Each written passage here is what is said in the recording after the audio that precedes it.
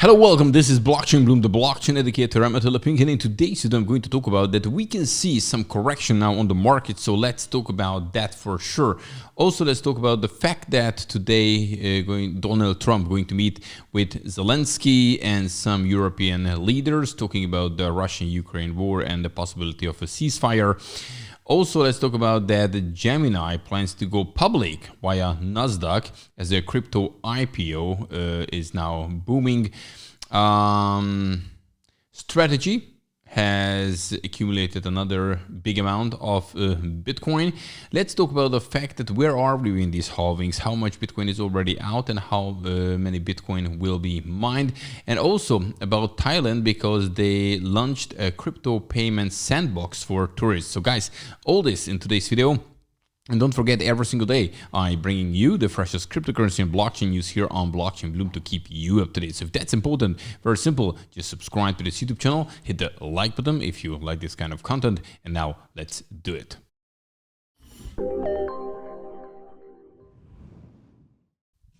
So first, when we start with the prices, we can see that basically Bitcoin is down 2.6% in the last 24 hours with this $115,169 Ethereum down 5.5% in the last 24 hours, $4,292.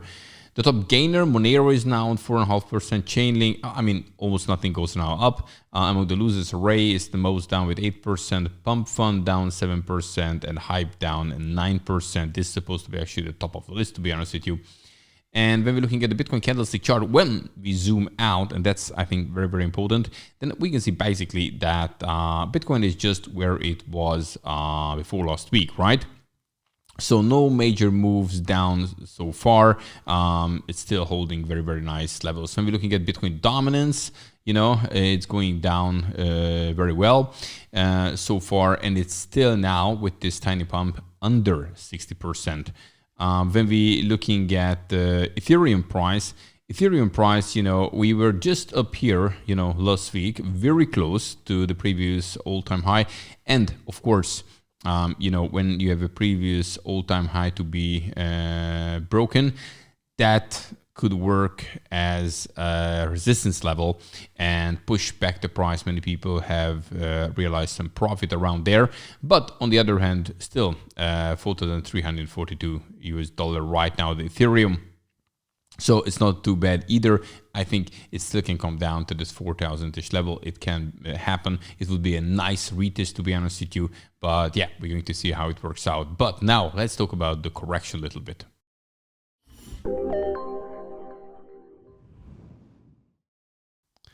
So first of all, we can see some liquidations on the market. So when we go here, that's okay. Let's go here 12 hours. Let's look at the wicks. So long positions were liquidated in the last 12 hours, almost $400 million US. Some long even before that, yesterday on the 17th. As you can see here, another bit less than $100 million US. So people who thought now we just can go up to the clear sky, it didn't happen. But I think this is not what we should be surprised about. Then we have, a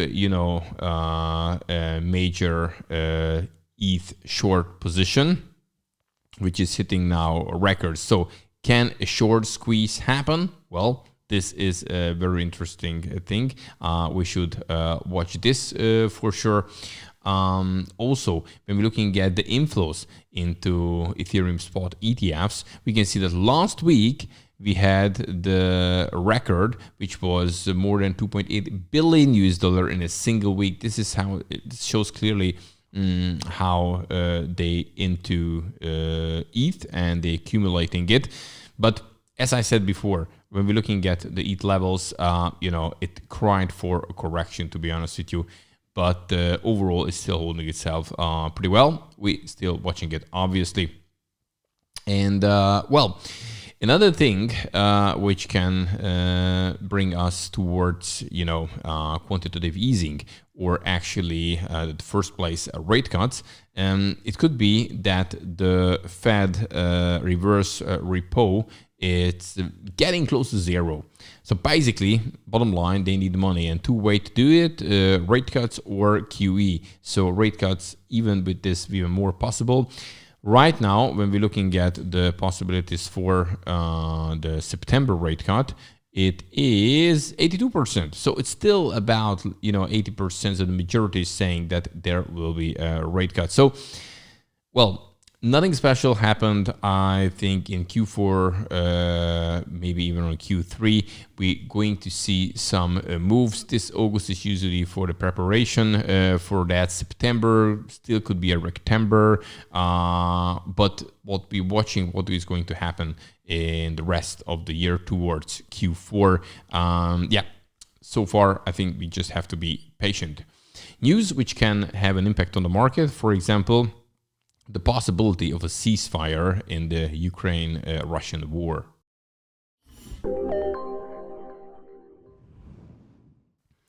If you remember, last week we had Trump met Putin, and they had a meeting in Alaska. So basically, both kind of were agreed towards peace, but now they're putting the pressure on Zelensky. And today is the day when Trump, Zelensky are going to meet up, and some European leaders. So we do know that the recent meeting with Zelensky didn't go that well. So we don't know in what position he will be now, because it's one thing that Trump and Putin is saying that, okay, we go for a ceasefire, but there is some criteria for sure. And if Zelensky is not happy with it, still can go for it that, okay, then I'm not agree, we continue the war. And then they probably going to blame on Zelensky. So, well, we're going to see how it plays out. I don't want to get into the politics. I just want to show you the fact that this can definitely have an impact on the market. In the possibility of a ceasefire, to be honest with you, think about it, that could be a boost for the market.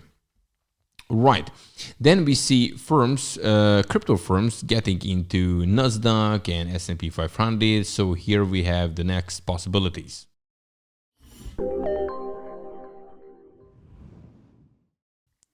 So here we go. The next one, Gemini plans to go public via Nasdaq. This is a crypto exchange, and it was founded back in 2014 by the Winklevoss, brothers. They well known about the idea of Facebook, but as everybody knows the story, Mark took the idea. But now they're doing pretty well with this Gemini thing, and the fact that they accumulated tons of Bitcoin back in the early stage. So yeah, right now they're aiming for Nasdaq. But for example, we have MicroStrategy now, strategy, and the possibility, according to some expert, there is that it will join the S&P 500 maybe sooner or later. Talking about strategy, they accumulated now 430 Bitcoin in the worth of $51.4 million US at the weekend. So they still accumulating. And basically, when we're looking at the big picture, then we can see that, here we have the halvings, in which years they are, every 4 years roughly. And now we're here at the very early stage, 2025 we are, but this shows 24, the halving was last year. Next one is 2028. And, if you focus on the most important things, then you can see that by the year 2035, more than 99% of the Bitcoin will be mined. It means that the fight will be on for another 100 years, more than 100 years, because the last Bitcoin block will be mined in 2140. So basically, for one single percent of the Bitcoin circulating supply will get into the system, will be added to it, that one single percent, for more than 100 years. And That's crazy. And now we see, you know, simply MicroStrategy or some ETF issuers, mainly BlackRock, accumulating much more than what is mined. And then we have some amount left on exchanges, some OTC, and then, you know, in the next following years, probably these going to find the owners. And after that, yeah, could be the supply shock. So we're going to see how it works out. How fast, I really don't know. We're just guessing here. But yeah, interesting things for sure. And this is the reason why the big guys accumulating now heavily, because they know they don't have that much time left. And if more and more, you know, institutions, countries, you know, individuals accumulating, the more popular it gets. You know, it's still about 6% of the world is, the population of the world is in crypto. So, which is, you know, 94% standing on the sidelines. What if those guys would like to jump in as this gets more popular? It's not that much left. So yeah, this is what the race is on. Okay, and finally, let's talk about Thailand. You know, they're doing their own development, and now they allowed through a payment system, tourists pay with crypto, which is then, you know, converted into Thai baht.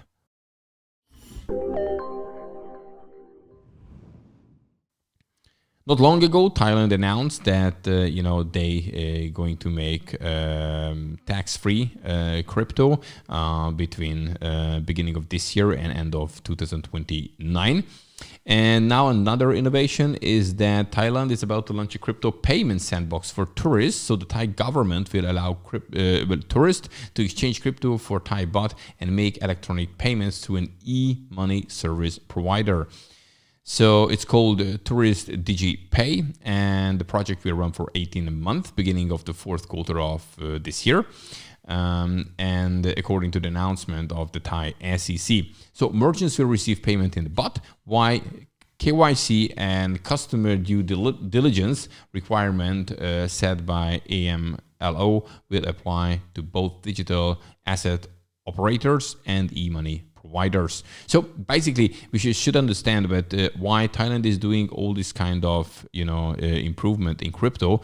They very much focused on collecting data, right? So even with this, you know, tax thing, you just get this zero tax if you have traded those cryptocurrencies on exchanges which are, you know, approved by the Thai SEC. So you should look behind the curtain a little bit, or read between the lines.